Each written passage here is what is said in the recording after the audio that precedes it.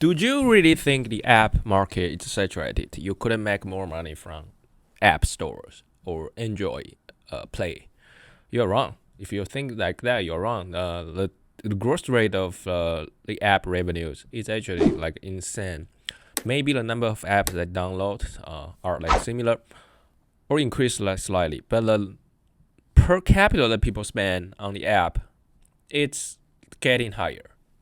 The reason is the world is getting richer and the people are transitioning from the real world to digital world. Still in the transitioning process. You may feel this transition has been pretty long, but we are probably just in not even half. Okay, so this is the news. 41% top app, which means top 100 apps. Their revenue increased 41% in 2021. And they reached $18 billion. You may say this because of the pandemic, but 2020 is also a year they fully affected by the pandemic, and 2021's baseline is 2020.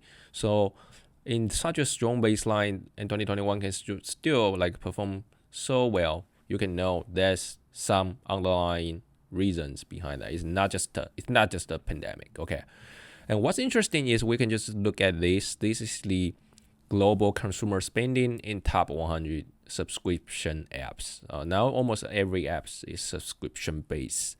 And you can see majority of money is spent on the App Store, which is iOS devices.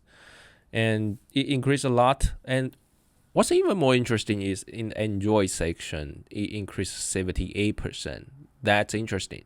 I want to know, you may want to ask, where's this growth come from? It's like from more downloads or more users or like more capital per capita spending. I believe it's from more downloads, more users from the Android app, because there are still so many more people getting to smartphone from the normal phone to smartphones. For example, India, they are getting more and more smartphone users every single year.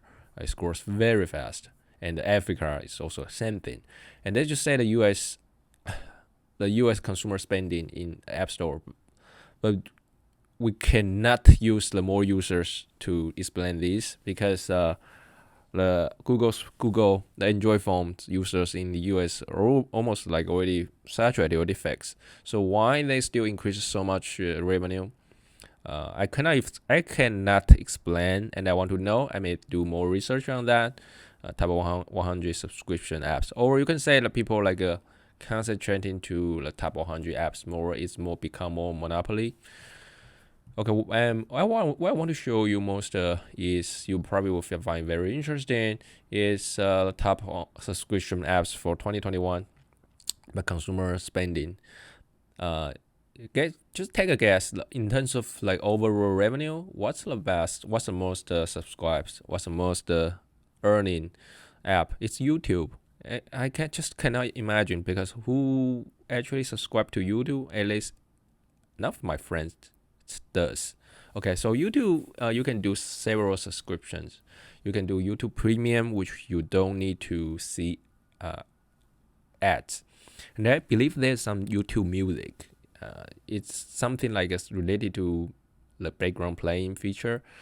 So there are few different versions of YouTube subscriptions. It's quite chaotic, to be honest. But why people still subscribe that so much?